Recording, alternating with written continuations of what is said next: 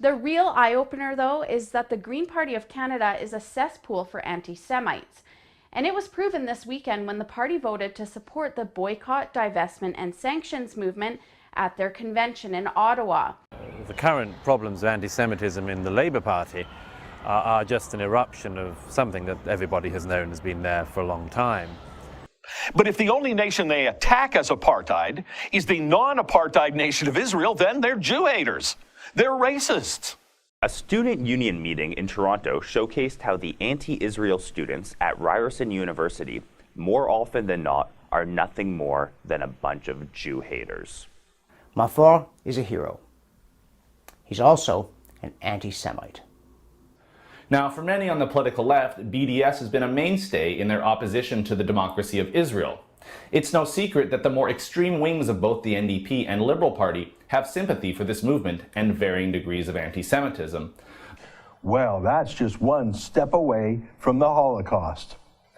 It was revealed just last month that Monica Schaefer, former federal Green Party candidate for the riding of West Yellowhead in Alberta, is a Holocaust denier and a 9/11 truther. Here she is actually apologizing to her parents and denying that there were gas chambers and mass deaths. The Labour Party itself is now led by a man, Jeremy Corbyn, who has spent most of his political life being very cosy with some of the world's most notorious anti-Semites, some of the world's most notorious Holocaust deniers. Isn't it sad to realize that the Jew-hating Israel Apartheid Week started right here in Canada? And that in the name of free speech, Jew-hating is an annual event on Canadian campuses? The anti-Semitic boycott and divestment movement, known as BDS, and many on the anti-Semitic left, have been leading the charge of apartheid against the State of Israel. Well, it was a vote on whether or not the student union should help facilitate a Holocaust Education Week. That motion, which couldn't be more tame or reasonable, is what brought out the Jew hatred on campus. You will never find a regime that is sufficiently evil that doesn't pick up a tinge of anti-Semitism, just as you never find anti-Semitism that has any real strength that doesn't become extremely evil in other ways too. Believe it or not, Imperial Japan in the run-up to World War II had anti-Semitic laws. But they keep on saying, but we are not anti-Semites. And you know, there are so many Jews among us, which is right. I mean, there are many Jews. Now Jews can allow themselves to be politically correct anti-Semites. At the announcement of a German-funded program, they stood by a map that showed Palestine, but no Israel. They deny the existence of Israel. They call for the killings of Jews. They celebrate stabbings. They are accessories to the rocket attacks that happened all throughout 2014. Even in the United States, anti-Semitism is being normalized in the Democratic Party on university campuses. So it should be a busy time for a group called the Anti-Defamation League, or ADL, which is dedicated to fighting back against anti-Semitism. The vote to support BDS this past weekend just goes to show that the Green Party is full of terrorist sympathizers that don't like Israel or Jews. What the source of their anti-Semitism problem is, and the problem is that it comes not only from the grassroots but from the top, and that the top of the Labour Party, as it currently stands, has been pushing this poison into the body politic in Britain for years. The only reason to oppose holding a Holocaust Education Week is if you're a Holocaust denier or just a Jew hater, and that's my point. The anti-Israel students at Ryerson are often faced with the question of, are you Jew haters? And they answer by saying, no, we just don't like Zionism. Anti-Semitism has a persistence and a virulence and a self-destructive quality that is absent even from other loathsome forms of bigotry. Will it still be legal to call someone anti-Semitic in Canada? Described as the new face of anti-Semitism. It stands for boycott, divestment, and sanctions against Israel and was developed to target Israeli products, companies, and corporations. And in light of the increasing amounts of anti-Semitic incidents in Canada, it would be worthwhile for Ryerson to have a Holocaust Education Week. It all reminds me of when I was on campus and the debates I would have with the anti-Israel students. I used to love asking people why it was that all three major political party leaders in Canada were not simply supporters of Israel, but self-described Zionists. And the answer I always got was either, well, it's because the Jews control the media, or because the Jews control the politicians. That's when the Jew hatred comes up. But when you get into Jewish conspiracy theories, like the Holocaust didn't happen, or the Jews are secretly controlling everything behind the scenes, that's when you lose legitimacy. Zionism has nothing to do with racism, but organizing against a Holocaust Education Week, that makes you a bigot. But when we look, we do see, for instance, the prevalence of bigotry. Not only was Mahfour an anti-Semite. Jeremy Corbyn, the UK Labour leader, is investigating anti-Semitism in his party. There he is, standing next to the flag of an anti-Semitic terrorist group called Hezbollah. As you can see, the Hezbollah flag literally has a picture of a machine gun on it, as in that's what they want to do to Jews. Corbyn's standing right next to it, but he's hunting high and low for anti-Semites, demanding sanctions against Israel. Sanctions. In 2013, Corbyn demanded that the UK, quote, at the very least, stop allowing Israel's criminal politicians to come to our country freely. Can you believe it? But he wants to boycott the Jewish state. Yeah, he's definitely the right man for the job of hunting down Jew haters. Here's what this little bigot wrote about that. He called this family march, quote, a show of solidarity for a foreign state currently in the midst of an unresolved conflict, a country that is conducting a brutal and the longest contemporary military occupation in the world. So he wanted Toronto officials like the police chief to boycott the Jewish march. What a little anti-Semite. There aren't a lot of KKK activists on university campuses these days, but there are a lot of pro-Hamas activists on campus, demonizing Israel and Jews, denying the last Holocaust, even while calling for the next one. You have called out Iran for anti-Semitism, for Holocaust denial, for calling for the destruction of the state of Israel. Barack Obama said, well, the fact that you are anti-Semitic or racist doesn't preclude you from being interested in survival. It doesn't preclude you from being rational about the need to keep your economy afloat. It doesn't preclude you from making strategic decisions about how you stay in power. And so the fact that the Supreme Leader is anti-Semitic doesn't mean that this overrides all of his other considerations. You know, if you look at the history of anti-Semitism, Jeff, there were a whole lot of European leaders. There were deep strains of anti-Semitism in this country. So Barack Obama acknowledges that Iran is an anti-Semitic country, and he says, but they'll be rational. I mean, European anti-Semitism, that was restrained by rational thinking. European anti-Semitism, Adolf Hitler, the Nazis. Rational thinking didn't stop their anti-Semitic war or the Holocaust, but Barack Obama thinks it'll stop the next one. Now, that whole don't buy from Jews thing was a Nazi invention. You may know that in the 1930s, Nazis would literally stand out front of Jewish-owned shops with signs saying, this store is owned by Jews, don't buy from Jews, Jews are dirty rats, etc. That was discredited for a while after the Holocaust, but it's back in a big way. Even in Canada, in universities and churches, they have a new Don't Buy From Jews campaign. They call it boycott, divestment, and sanctions. It's just as gross and just as anti-Semitic.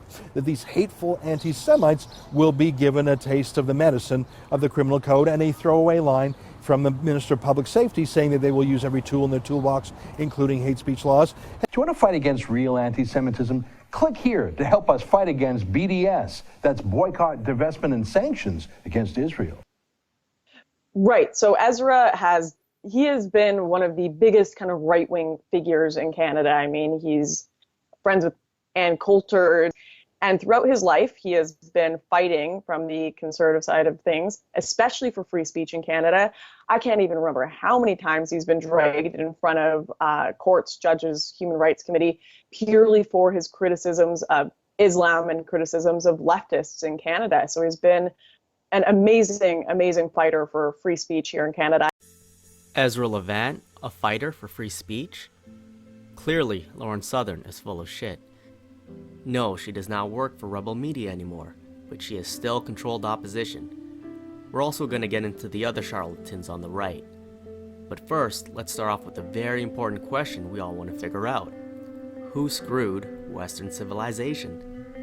You know, like any good director asks, Lauren, what's your motivation for the book? What drove it?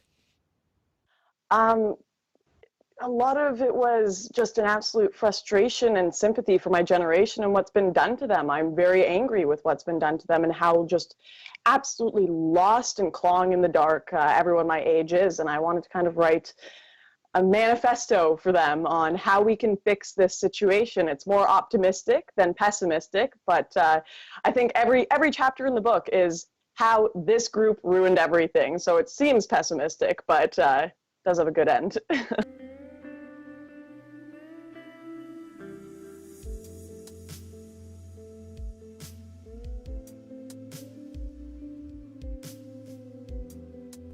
Are the migrants, a lot of which are Muslim, ruining Western civilization?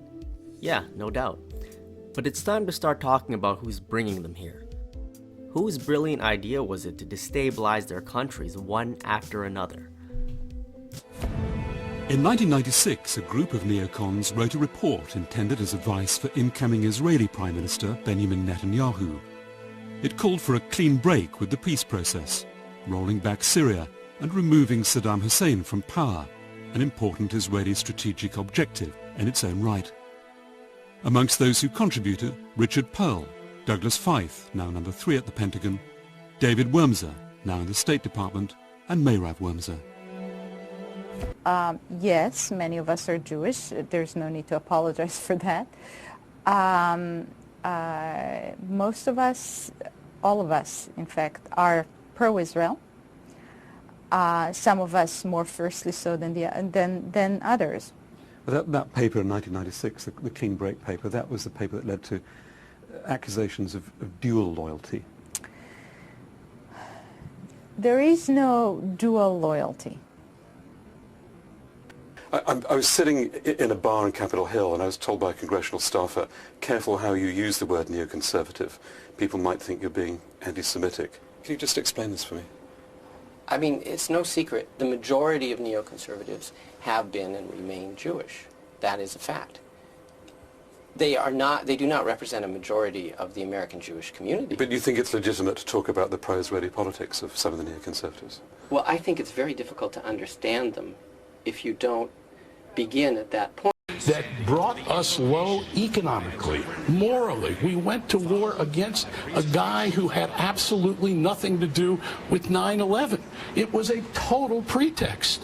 It's inexplicable.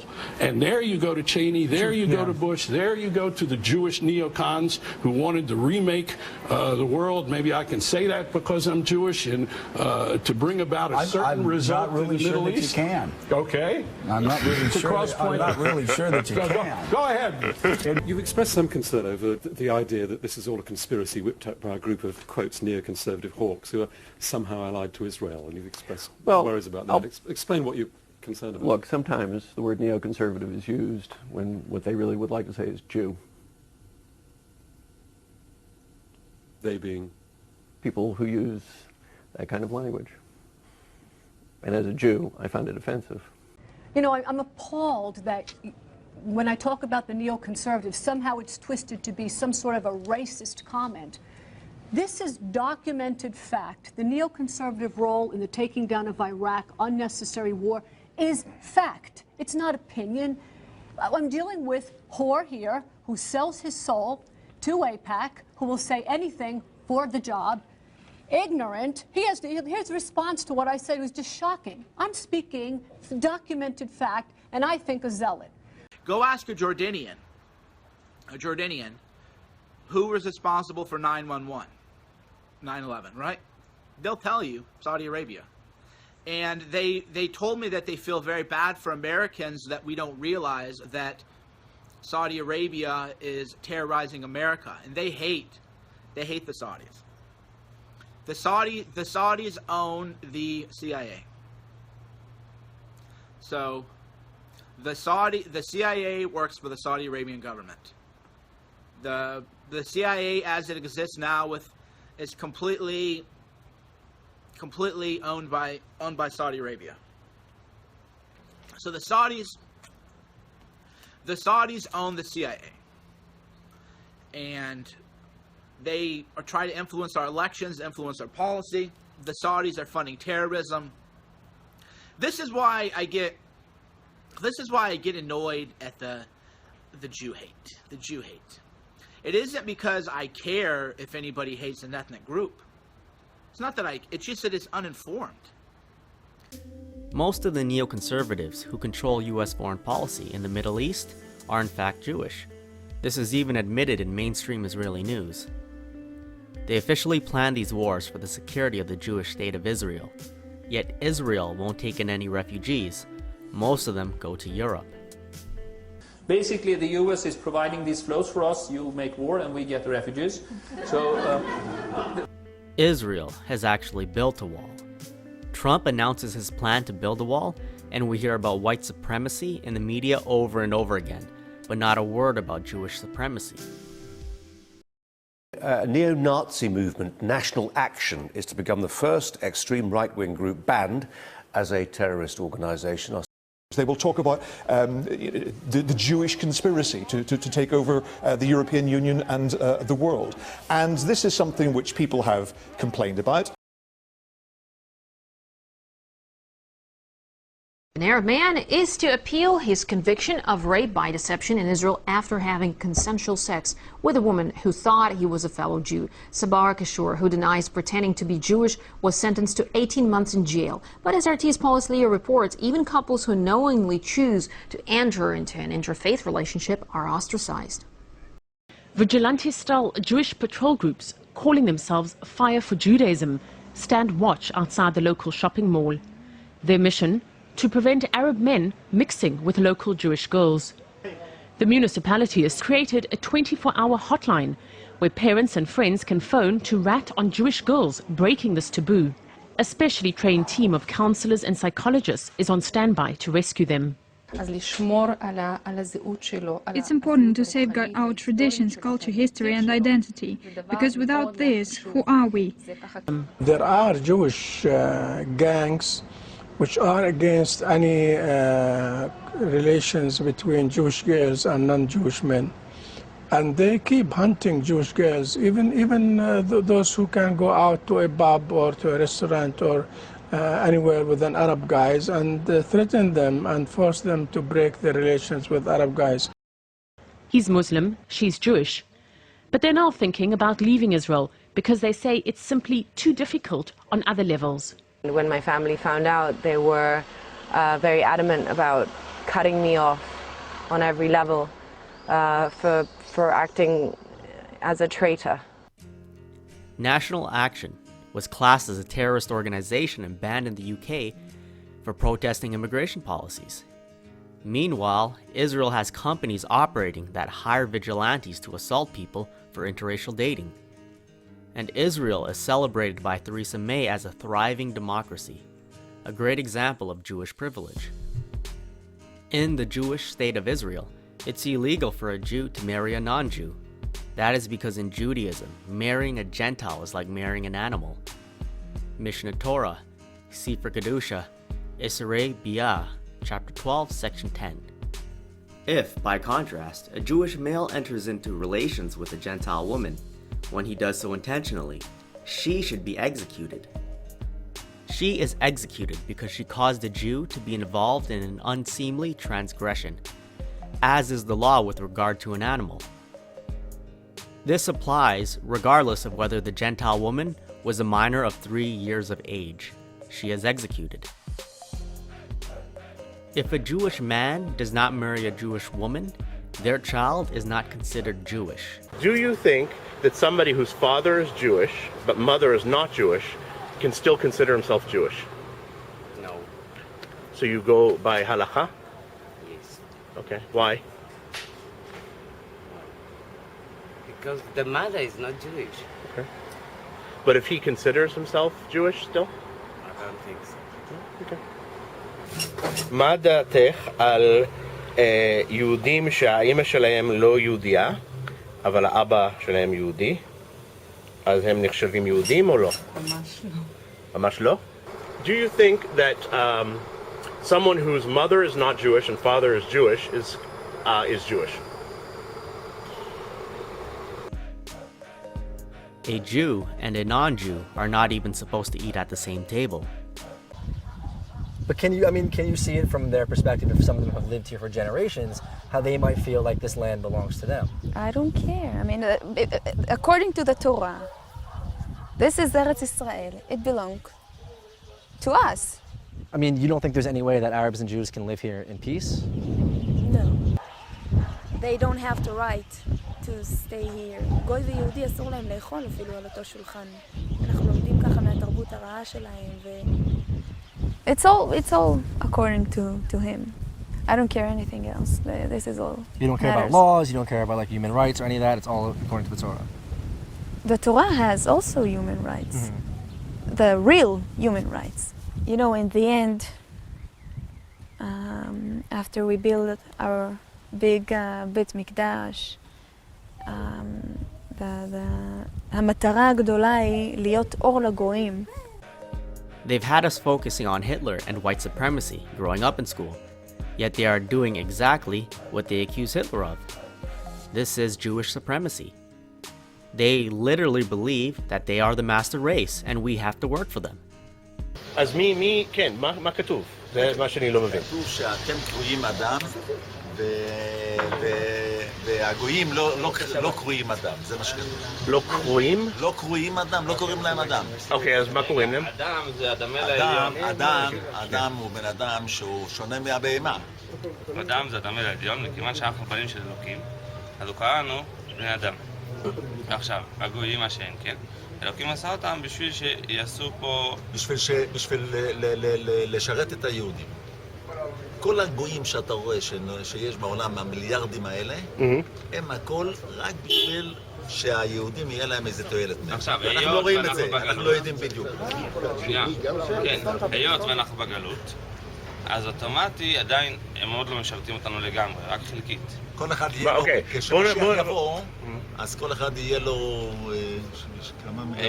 אלפים עבדים, 2,800 עבדים. בינתיים, המשיח לא כאן, אז איך הם משרתים אותנו? הם בונים לנו רכבים, לא יודעים. דירות, בניינים, למי הם בונים את זה? לנו. משרתים את היהודים. According to the ADL, it's hate speech to say that you love your race. However, it's not hate speech if you're Jewish. Once again, Jewish privilege. Zionism is the Jewish liberation movement. Now, if you don't like nationalism, if you think nationalism is an abomination, if you think nationalism is racist, okay, then fine if you don't like Zionism.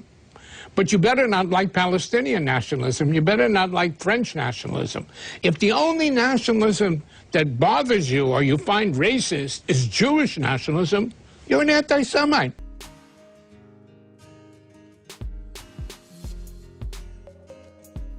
This small group of people wants to dominate the world.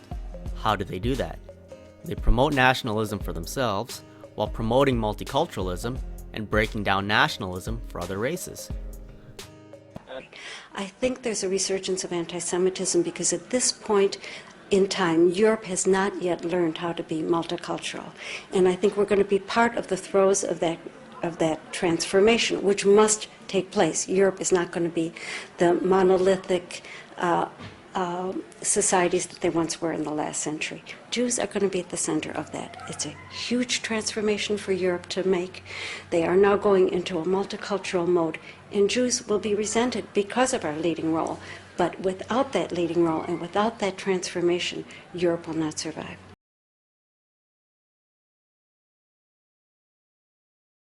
למה זה מאיים שיהיו פה עוד מיליון אפריקאים? זה מאיים כי לא תהיה פה מדינה יהודית. המדינה שלנו, תקשיב, המדינה שלנו שונה ממדינות אחרות. המדינה שלנו היא מדינה יהודית ודמוקרטית. זה איזון מאוד מאוד לא פשוט, זה יכול להיות תרתי דסתרי במקומות מסוימים. זאת אומרת, דברים סותרים זה את זה במקומות מסוימים. במידה ותביא לפה מיליון אפריקאים, היא תחדל מלהיות יהודית. Jews will often claim that they know what it's like to be immigrants. So you have to take in more immigrants, not Israel.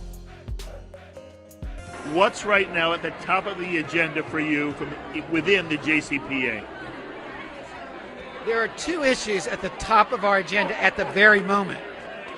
One is the unbelievably important immigration debate in this country, to make sure that immigrants from around the world, particularly those from south of our border, have a chance here. The 12 million or 13 million that just live here and do work and aren't really going home, that they have a chance to stay here justly and as legal immigrants. And that debate is so important because we know what it's like to come to another country, even one called the United States of America, where we weren't always so welcome.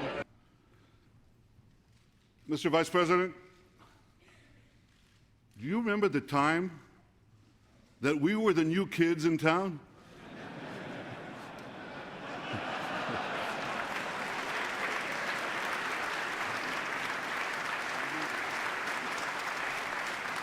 Not only our Muslim communities, but African communities, Asian communities, Hispanic communities, and the wave still continues. It's not going to stop, nor should we want it to stop. As a matter of fact, it's one of the things I think we can be most proud of. So there's a second thing in that black box, an unrelenting stream of immigration, non-stop. Folks like me who were Caucasian of European descent, for the first time in 2017, will be in an absolute minority in the United States of America. Absolute minority. Fewer than 50% of the people in America, from then and on, will be white European stock. That's not a bad thing. That's a source of our strength. You know, I used to say early on when I was a kid, I'd say, when I was a young senator, I'd say, if I were a Jew, I'd be a Zionist. I am a Zionist. You don't have to be a Jew to be a Zionist. In 2015, Israeli Prime Minister Benjamin Netanyahu said that Israel is determined to be a world power. That is what's happening today, just at everyone else's expense. James Sears. My name's James Sears. You already know who I am.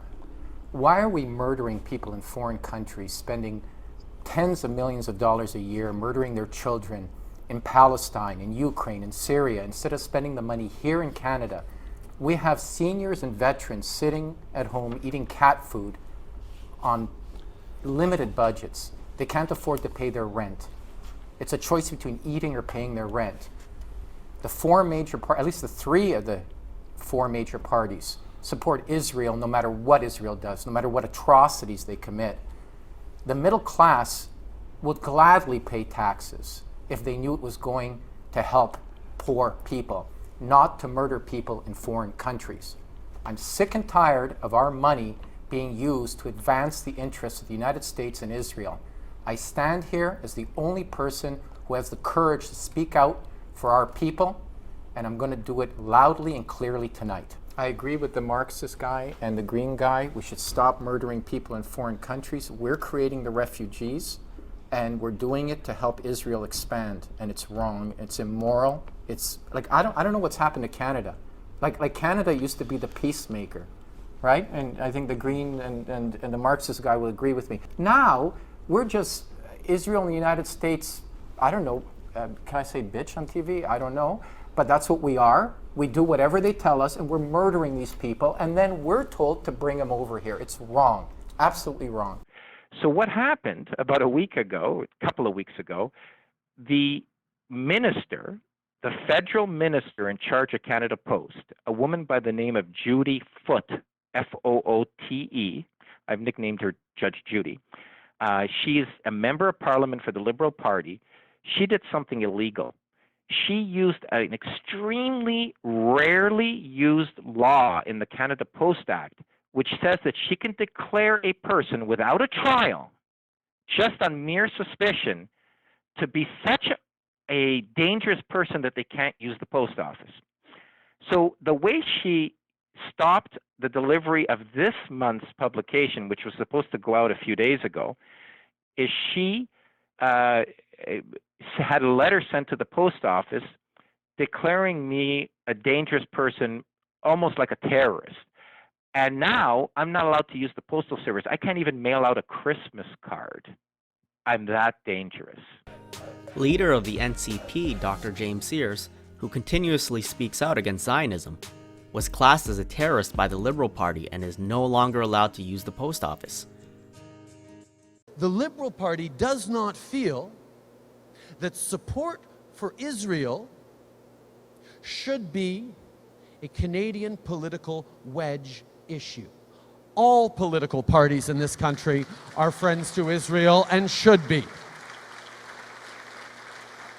As I've said many times before and after visiting Israel, standing up for Israel is more than just standing up for her security.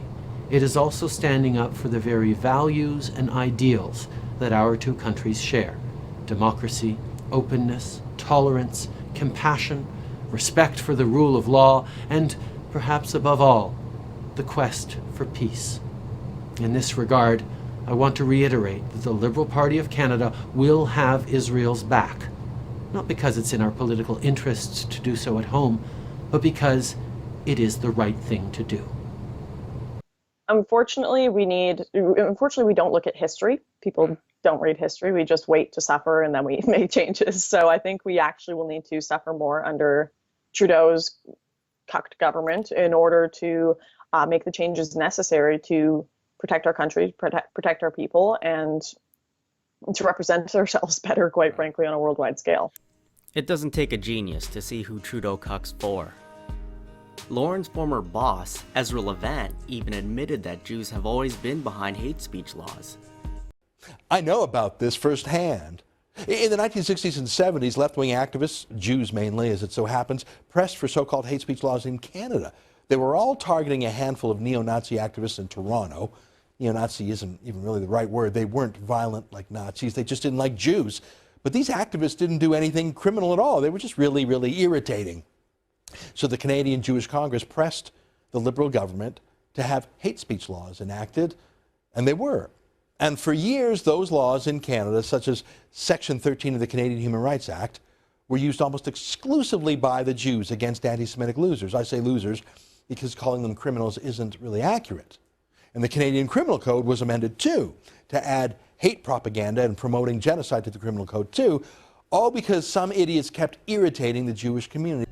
German lawyer Horst Mahler was sentenced to 10 years in prison for denying the Holocaust. We're all allowed to question history. However, that doesn't apply to Jewish history. You will go to prison for questioning Jewish history. Meanwhile, Israel refuses to recognize the Armenian genocide. Once again, Jewish privilege. In 2010, Israeli President Shimon Peres told Ukraine to forget Holodomor, where 7 million Ukrainians were starved to death by the Soviet Union. Abe Foxman of the ADL also told the Ukrainian government not to talk about their genocide. The history of the Jewish people in this country is primarily one of tragedy. We would like to see a more active, a more aggressive approach to dealing with issues of anti-Semitism. It took a long... Foxman is concerned about the Ukrainian government's comparison of the famine in the Ukraine before World War II with the Holocaust. The one thing that you need to be sensitive about is not to link it with the Holocaust. I know. Be careful that it not be played as your genocide, our genocide, because that will be counterproductive on all sides. Listen closely to these two Jewish billionaires. In this country, the one thing the Jews have been searching for 3,000 years is acceptance and assimilation.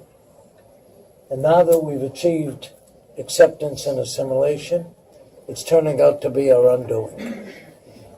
And without birthright, there are statistics that have been proven at least twice, once by Brandeis and once by Pew Research, that there's only 42% of Jewish kids between the age of 18 and 26 that say they'll marry within their religion and or bring their children up Jewish. Now, 42% is less than half the remaining. in another 2 or 3 generations, there won't be any more secular Jews left. Now think of that. For 3,000 years, we've been fighting for acceptance. Now we've been accepted, it's turning out to kill us. So this is the most important program of my lifetime. Hang on a minute. Our population has increased by 2, 3, 4 million since the Eastern Bloc became free. How many more people can a small island take? That is the question on many people's lips. Yes, but you also have a declining birth rate, and you need, for a flourishing economy, you need some growth. And it has to be replaced by migrants from outside. Jewish billionaire Sheldon Adelson tells his people not to intermarry because their race will be killed off. Then, Jewish billionaire George Soros promotes mass immigration into Europe. His reason for doing so is because Europeans have low birth rates, so they must take in Africans and Arabs with higher birth rates and essentially be killed off. Globalism means unending war in the Third World and unchecked immigration from the Third World, all sponsored by unelected governments with as much respect for the people they govern as those in the Third World. Who wants unending war in the Third World? If you take out Saddam's regime, I guarantee you that it will have enormous positive reverberations on the region. Over 10 million refugees created is definitely enormous positive reverberations on the region. Netanyahu creates all these refugees and doesn't take in any because Israel has to become a world power. Who cares what happens when most of them go to Europe? Better yet, he wants to destabilize Iran as well. So how much enriched uranium do you need for a bomb? And how close is Iran to getting it? Well, let me show you. Brought a diagram for you. Here's the diagram.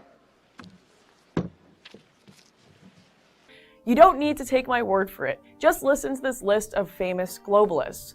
George Soros. Is George Soros doing this because he works for a mysterious group of globalists?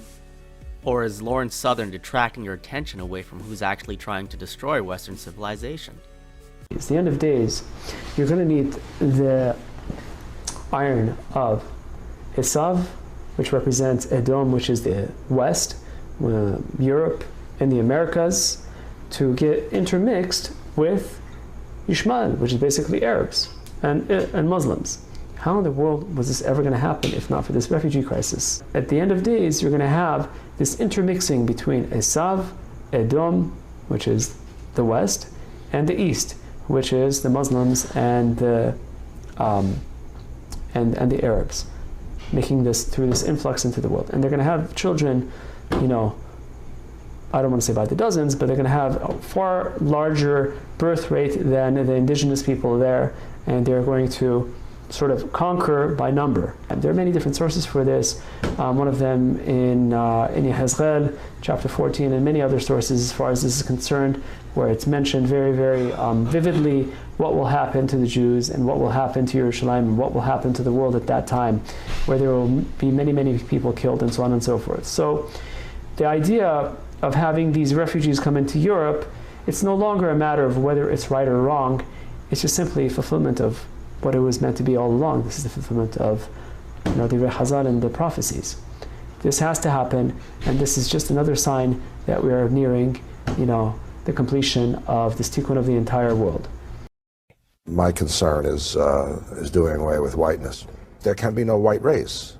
The task is to bring this minority together in such a way that it makes it impossible for the legacy of whiteness to continue to reproduce itself. I'm sure most of you have heard of the term white genocide. Well, that is the goal. They openly admit this. When you think of genocide, you generally think of it being something physical, like what's happening in the Middle East. But the end result for Europeans will be just as significant. The Zionists are using Western countries to bomb the hell out of the Middle East and Libya, then using those refugees to outbreed Europeans to make them a minority in their own continent. Killing two birds with one stone. Rabbis wrote a letter to Trump urging him to bomb Syria. Then rabbis signed a letter demanding that we take in the refugees, not Israel. People might try to say that the rabbis are doing this because they're humanitarians. Well, 50 Israeli rabbis signed an open letter warning Jews not to rent or sell property to non-Jews, saying that those who do should be ostracized. And they were even rewarded in Israel. This is Jewish supremacy. They want what's best for themselves and are destroying the lives of others in order to do so. If you think I'm over-exaggerating, let's take another look at white privilege versus Jewish privilege. A white couple was sentenced to 35 years in prison for yelling racial slurs at a child. Meanwhile, a rabbi was sentenced to 60 days in jail for sexually abusing 4 children.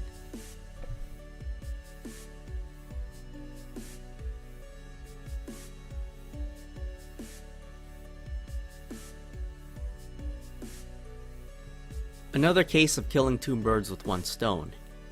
Neocon Bill Kristol wrote an article calling for Iraq to be bombed back to the Stone Age, and later publicly called for the white working class to be replaced. Look, to be totally honest, if things are so bad as you say with the white working class, don't you want to get new Americans in who aren't going to be...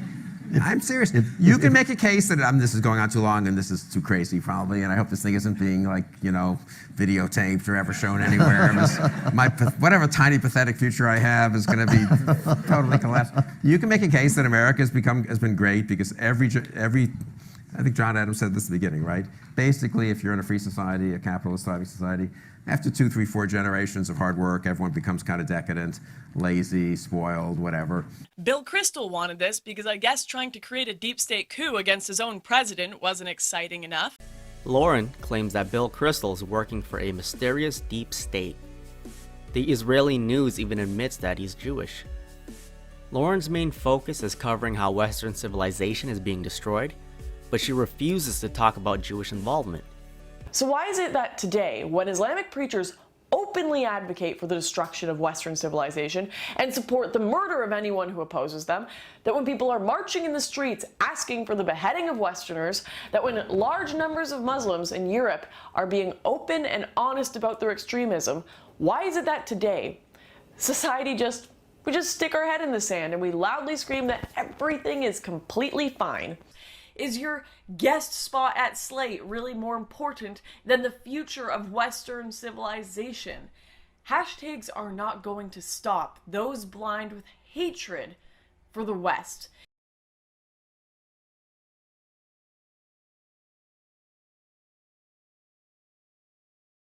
And liberals, the longer you keep quiet and sit and watch the maimed bodies of your fellow men and women being carried away, the more you make yourself complicit in the agenda of those who seek to tear our culture apart from the inside. These horrors are not going to be worlds away for long, and they are not going to be stories on the internet or videos on Twitter for long. This is going to become a reality for everyone if we do not solve this problem. And don't tell me I let hate win because I am angry with the senseless slaughter of innocent people. Hate won on the streets of London today when we did nothing to stop it. Lauren claims liberals are complicit for the downfall of Western civilization because they are politically correct when it comes to Muslims. Meanwhile, she deliberately hides Jewish involvement and has worked for Zionist Jews. She is just as guilty as liberals, if not worse. And if you criticize her for this, I guarantee she will call you a Nazi. I mean, a couple of months ago, I at least felt like a few of them were still sort of trying, but it's pretty clear that now they have totally left the reservation and resigned to calling everyone they disagree with a Nazi. No offense, Nazis. I don't want to hurt your feelings, but I don't like you. I like Jews. Like other charlatans on the right, she fuels the fire while deliberately avoiding the root cause. This results in a clash of civilizations which only benefits one group of people, and those people happen to be her employers. They've successfully done this in America, pitting whites and blacks in an unwinnable race war while robbing the country blind.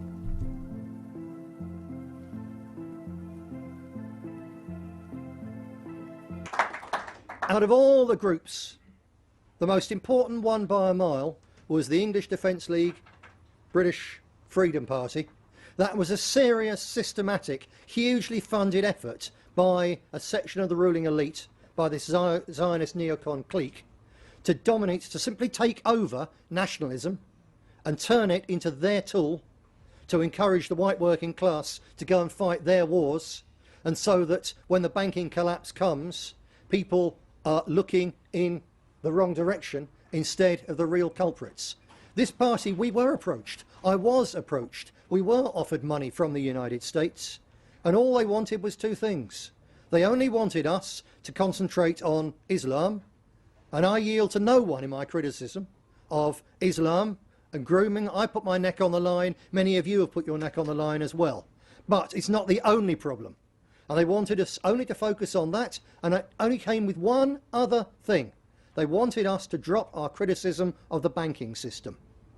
Those were the only two things. We had to concentrate on talking about Muslims, and we had to drop our criticism of the international banking system. And I refused, and we refused. That was in about 2007. And all hell broke loose really from that time, when systematically they tried to take this party apart. Nick Griffin, the former leader of the BNP, hates Islam. He was offered money to become a pro-Zionist white nationalist. They wanted him to focus on criticizing Islam and stop talking about the banking system. This is exactly what Lauren Southern and other popular figures on the right are doing, fueling the fire while avoiding the root cause. To encourage the white working class to go and fight their wars, and so that when the banking collapse comes, people are looking in the wrong direction instead of the real culprits. Именно после свержения Каддафи, при активном участии отдельных европейских стран, поток беженцев стал абсолютно бесконтрольным. Слушайте, люди из НАТО, вы бомбите стену, которая не пропускала поток миграции в Европу. Стену, которая останавливала террористов Аль-Каиды. Этой стеной была Ливия. Вы разрушаете ее. Вы идиоты. The Jewish media manipulated us into bombing Libya and opening the floodgates to Europe. They used the media to keep people as stupid as possible.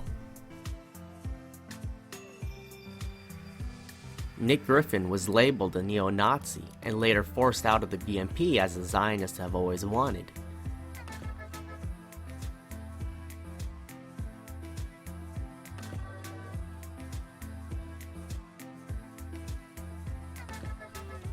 Honest people on the right are treated as terrorists and even sent to prison for thought crimes. The charlatans on the right will say anything they want about Muslims, but when it comes to the Jewish question, they'll do whatever they can to avoid it, claiming it's the globalists, it's the deep state, or even going as far as saying George Soros is white. Why is Black Lives Matter funded by white billionaire elitists like George Soros?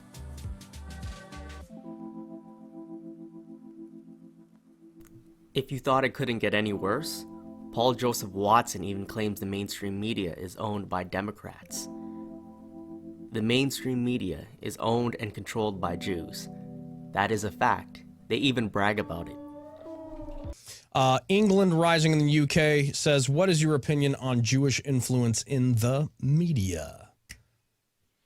There it is. There's the Jew question. Yep, there it sits.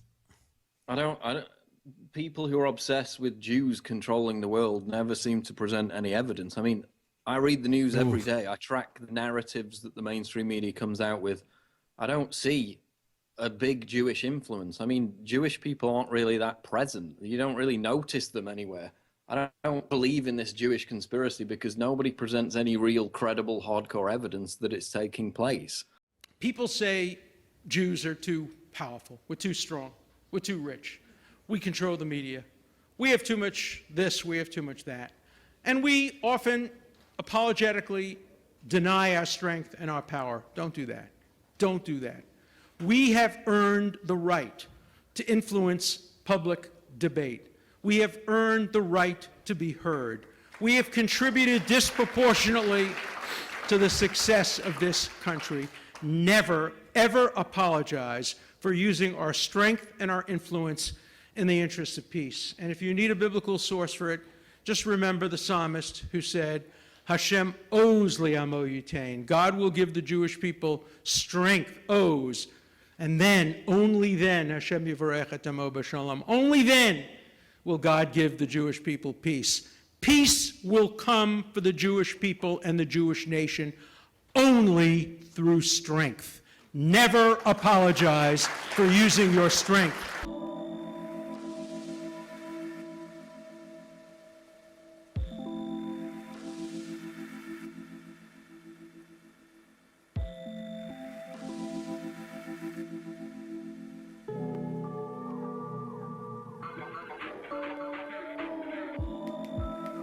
Every mechanism of communication has been and will be used to promote anti-Semitism. It will also be used to promote philo-Semitism. I notice you're wearing a shirt or a button that says "I'm a Zionist." What does a Zionist mean to you? What is a Zionist? Well, a Zionist is someone who believes in a homeland for Jewish people. I believe. My definition, when I've looked at that in the dictionary, is Israel first.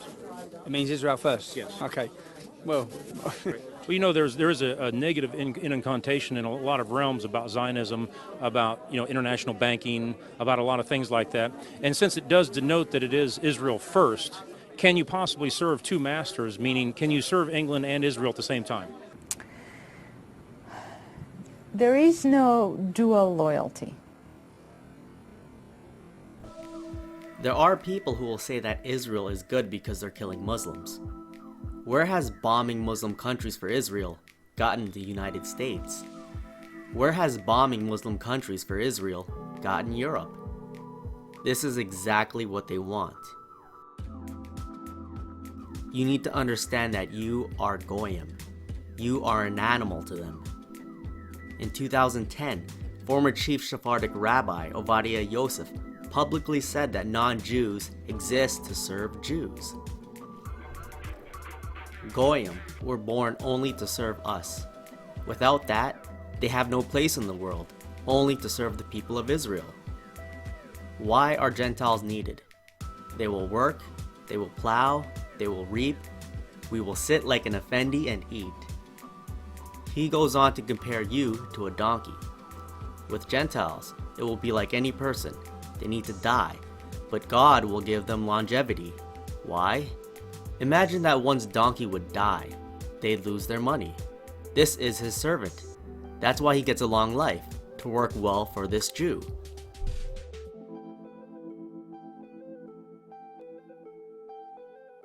With the Sanhedria Cemetery, where these moments, Rav Ovadia Yosef, one of the greatest rabbis of the state of Israel, is being buried. He passed away this afternoon at the age of 93. About 700,000 people, an eighth of the population of Israel, have swarmed into Jerusalem in order to participate in the mourning of this great rabbi. Hundreds of thousands of mourners have attended the funeral proceedings of Rabbi Ovadia Yosef in Jerusalem. There was no Israeli leader from all walks of life who did not feel the urge to offer his official condolences as well as attend the funeral proceedings as if the rabbi was a state's official. Within hours, almost an eighth of the population of the Jewish state has traveled to Jerusalem to say their final farewell to the rabbi. Official reports talked of 700,000 to 800,000 mourners on the streets of Jerusalem. However, Israeli TV guesstimated over 1.5 million mourners. The police was forced to block a wide area in Jerusalem and eventually blocked all entrance to the capital to avoid losing control of the situation. Inside, and them crazy murderers will never run from inside. You try to keep me down cause you see not joy. All them knows them from, so you call a man a boy. You not I can just see, open up your eyes. The thing that makes Judaism dangerous to everybody, to every race, to every nation, to every idea, is that we smash things that aren't true. We don't believe in the boundaries of nation state. We don't believe in the ideas of these individual gods that protect individual groups of people. These are all artificial constructions, and Judaism really teaches us how to see that. In a sense, our detractors have us right, in that we are a corrosive force. We're breaking down the false gods of all nations and all people because they're not real. And that's very upsetting to people.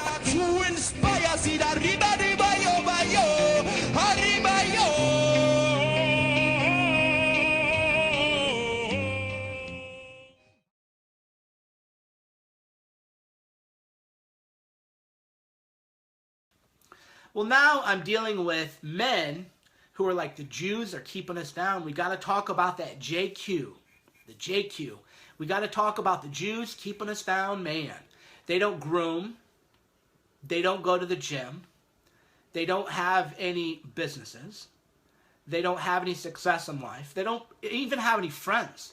But the biggest thing they lack is they lack self-respect. But I didn't realize that there are a large number of people who are the equivalent of feminists, and they are obsessed with Jewish people. That's all they think about. So people will go on my blog and leave comments saying, Cernovich, you're a kike, right? That's the kind of people hating on me. Anything that happens in their life, they just blame it on Jewish people, you know? Just like feminists blame everything on men. So on the one hand, people are saying Kaikovich, Kaikvich, cuck, cuck, cuck. They can call me cucks all day. They can call me Kaikovich all day. Just another day of my life. Just another day of my life.